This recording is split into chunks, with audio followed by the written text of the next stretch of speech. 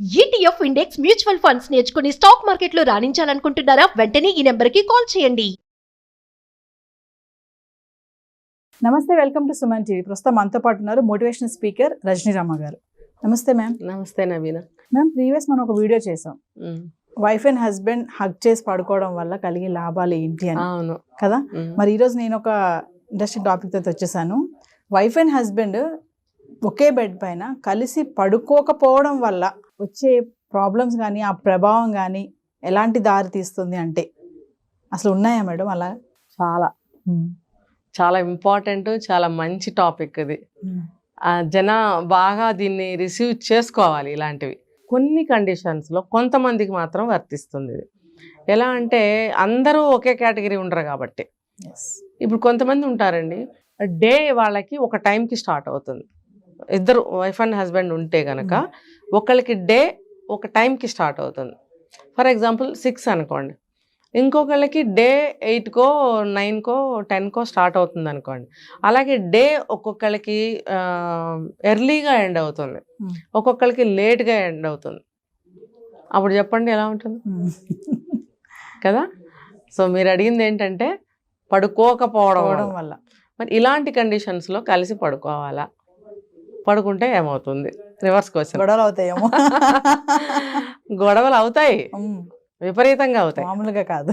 ఇప్పుడు చూడండి, ప్రతి చిన్నదానికి గొడవలు అవుతున్నాయి కదా ప్రపంచంలో. ఇప్పుడు ప్రతి కుటుంబంలో ప్రతి ఇద్దరి మధ్యన ప్రతి దానికి గొడవే కదా. కారణం లేకపోయినా కూడా అవుతున్నాయి మేడం. కారణం లేకపోయినా అవుతుంది కదా. అవుతుంది. ఇప్పుడు శుభ్రంగా అన్ని వండుకుని పెట్టుకుంటాము, టైంకి వచ్చి తినడు వాడు. అవును, ఏదో చెప్తాడు, ఆకలి లేదనో లేకపోతే ఇది చూసుకుంటున్నానో. ఇదేంటి మీకు అర్థమయ్యే ఉంటుంది, మొబైల్. దాని పేరు మళ్ళీ మాటిమాటికి తీయటం ఎందుకు. ఇలా రకరకాల రీజనింగ్స్ ఉంటాయి. తనేమనుకుంటుంది, వేడిగా ఉన్నప్పుడు భోజనం చేస్తే మంచిది, రైట్ టైంకి తింటే మంచిది, హెల్త్కి మంచిది అని తను అలా అనుకోవచ్చు, ఇతను ఇలా అనుకోవచ్చు. సో అది కూడా మీరు అన్నట్టు అది కారణం లేకుండా కూడా వచ్చే గొడవ అది కదా. అది ఒక పెద్ద కారణం కాదు, చక్కగా ఒక టైంకి వచ్చి తినొచ్చు. కానీ అది తీసుకునే వాళ్ళకి అది చాలా పెద్ద విషయం అండి. అది ప్రతిరోజు కొన్ని సంవత్సరాల పాటు అలా జరుగుతుంటే అప్పుడు ఆవిడకి ఒక టైంలో ఆకలి అవ్వచ్చు, పని పాటలు చేసుకునే మనిషి అనుకోండి, లేకపోతే తన డైజెస్టివ్ సిస్టమ్ అనేది కొంచెం షార్ప్గా ఉంటుంది, త్వరగా ఆకలి అవుతుంది అనుకోండి. ఇతనికి అవ్వదు పరిస్థితి. ముందు తింటే ఒగ్గోలా, వెనక తింటే ఒగ్గోలా. మరి నాకు చల్లటిది పెట్టావని కూడా అనొచ్చు. సరే, తినేసాక నాకు పెట్టావా అని కూడా అంటారు. తను కూడా ఏమనుకుంటుంది, ముందు నేను తిన్నాను అనుకో బాగుండదేమో అని ఒకటి. ఫర్ ఎగ్జాంపుల్ నేను చూడండి కొంచెం డీప్గా చెప్తాను. ఫర్ ఎగ్జాంపుల్ ఆ రోజున ఒక రోజు అనుకుందామండి, రోజు కాదు ఒక రోజు. ఇప్పుడు ప్రతిరోజు ఈ భోజనం దగ్గర ఇలాగే జరుగుతుంది, అందులో ఒక రోజు తీసుకుందాం. ఆ రోజు కూరగాయలు కొన్నే ఉన్నాయి, కొంచెమే కూర చేసింది. ముందు తను భోజనం చేసింది అనుకోండి, తనకు ఆకలి అవుతుంది, అన్నం చల్లారిపోతుంది, ముందు భోజనం చేయాలి అని తనకు అనిపిస్తుంది. అతను రాడు, కానీ మరి తినాలి ఎట్లా. అందుకని తను తిన్నది అనుకోండి, తను తృప్తిగా భోజనం చేయలేకపోతుంది, ఎందుకు అతనికి సరిపోదేమో ఆ కూర. అంతే కదా. చూడండి, ఇది ఎంతమందికి అర్థమవుతుంది ఈ విషయం, అనుభవిస్తే అర్థమవుతుంది. చాలా మంది ఇళ్లలో ఇది జరుగుతుంది ఖచ్చితంగా. అందుకనే చూడండి, పాతకాలం ఇళ్ళాళ్ళు ఇప్పుడు కూడా ఉన్నారు, అందరు తిన్న తర్వాత మిగిలింది తింటారు పాపం. ఎందుకు అంత కర్మ బాధ ఏంటి? ఉన్నారు, ఇప్పటికీ ఉన్నారు, అందరూ అంతేలేండి, మన అందరం అంతే.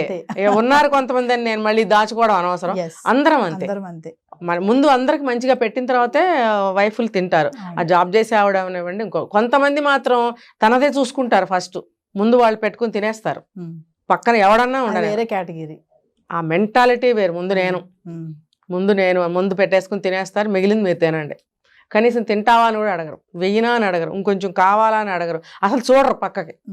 ఆ ఇళ్ళాళ్ళు ఉన్నారు, చిన్న వయసు అవనివ్వండి, పెద్ద వయసు అవనివ్వండి, అటువంటి వాళ్ళు ఇందులోకి రారు. జనరల్గా అయితే ఇలా జరుగుతుంది. మరి అలాంటప్పుడు భోజనం దగ్గర ఇబ్బందే కదా. తను ముందు తింటే ఆ ఉన్న కొంచెం కూర కొంచెం అతనికి సరిపోదేమో, లేకపోతే తనకి చలి చాలకుండా తను తింటుంది, అతనికి ఇష్టం లేకపోతే ఆ కూర అంతా వదిలేస్తాడు. ఆ కూర మళ్ళీ చచ్చినట్టు సాయంత్రం తనే తినాలి. మళ్ళీ 2 సార్లు అలాంటివి తినాలంటే తనకి బోరే అవుతుంది. ఇలాంటి సమస్యలు ఉంటాయి. అలాగే ఇది కూడా, ఈ పడుకునే విషయం కూడా ముందు వెనక అయినప్పుడు చాలా సమస్యలు వస్తాయి.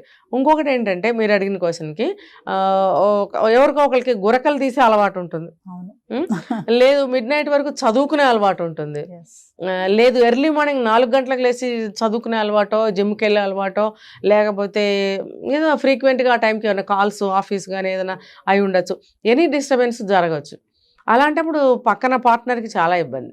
అందుకనే ఏం చేయాలంటే ఇవి చెప్పుకుంటూ పోతే రీజనింగ్స్ అనేకం చాలా వస్తాయి, వస్తాయి. చాలా వస్తాయి, ఒకటి కాదు 100 వస్తాయి. కాబట్టి 2-3 చెప్పుకున్నాం మనం. దీనికి ఏం చేయాలి అని అంటే, అలా పడుకున్నందువల్ల ప్రేమ ఏమీ తగ్గిపోదు. ఇప్పుడు అక్కడ ప్రాబ్లం ఉంది. ఇప్పుడు ప్రాబ్లంని సాల్వ్ చేసుకునే మనస్తత్వం ఉన్నవాళ్ళు, సరిగ్గా వినండి, ప్రాబ్లంని సాల్వ్ చేసుకోగలిగిన మనస్తత్వం ఉన్నవాళ్ళు ఏం చేస్తారంటే, మిగతావన్నీ నార్మల్గా నడుస్తూ ఉంటాయి, ఈ ఒక్క విషయంలో మాత్రం ఎవరి టైమింగ్స్ వాళ్ళు.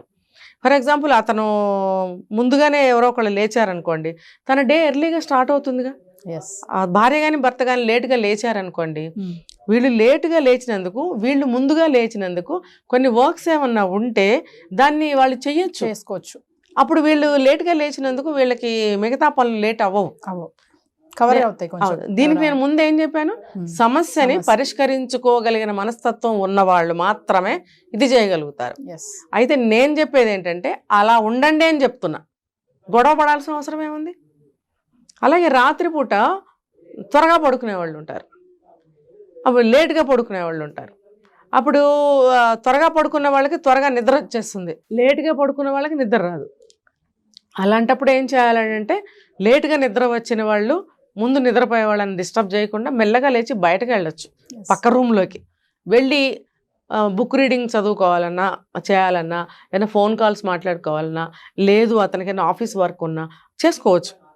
చేసుకుని వచ్చి తనకు నిద్ర వచ్చినప్పుడు ఈ రూమ్లోకి వచ్చి పడుకోవచ్చు. దానివల్ల బాండ్ ఏం దెబ్బతినదు, ఇంకా వీళ్ళకి ప్రశాంతమైన నిద్ర పడుతుంది. ప్రశాంతమైన నిద్ర అనేది, నిద్ర సఫిషియెంట్గా లేకపోతే అసలు లైఫ్ మీద చాలా ఎఫెక్ట్ పడుతుంది.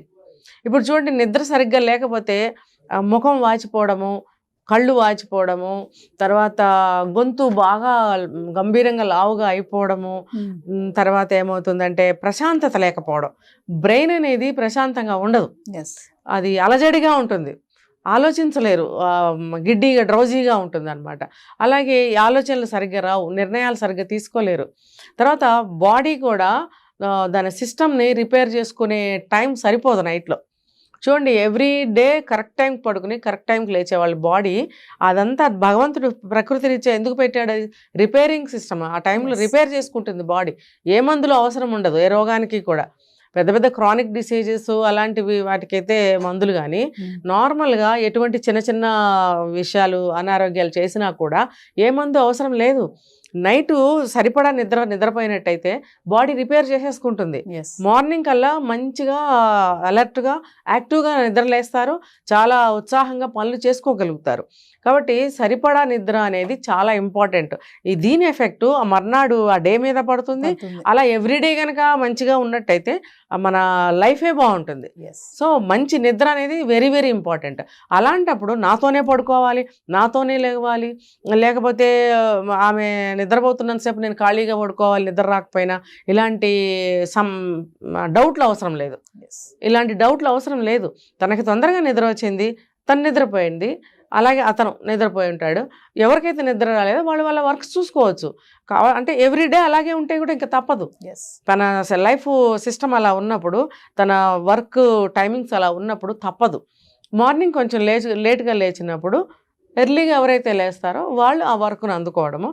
ఎర్లీగా నిద్రపోతే కనుక తనకేదన్నా వర్క్ ఉంటే పక్కకెళ్ళి చేసుకోవడం, నిద్ర వచ్చినప్పుడు వచ్చి పడుకోవడం అనేది జరిగితే ఏమవుతుందంటే బాడీలు బాగుంటాయి, ఆరోగ్యం బాగుంటుంది, ఇద్దరి మధ్యన బాండ్ ఇంకొంచెం పెరుగుతుంది. వై బికాజ్ అంటే దూరంగా ఉన్నారు కదా, రాత్రింతా దూరంగా ఉన్నారు, త్వరగా నిద్రపోయాం, లేట్గా లేచాం, లేదు త్వరగా నిద్రపోయాం, పొద్దున్నే లేచిపోయాం, ఒకళ్ళు లేచే టైంకి ఒకళ్ళు నిద్రపోతూ ఉంటారు. అలాంటప్పుడు ఏమవుతుంది, వాళ్ళని మిస్ అవుతూ ఉంటారు.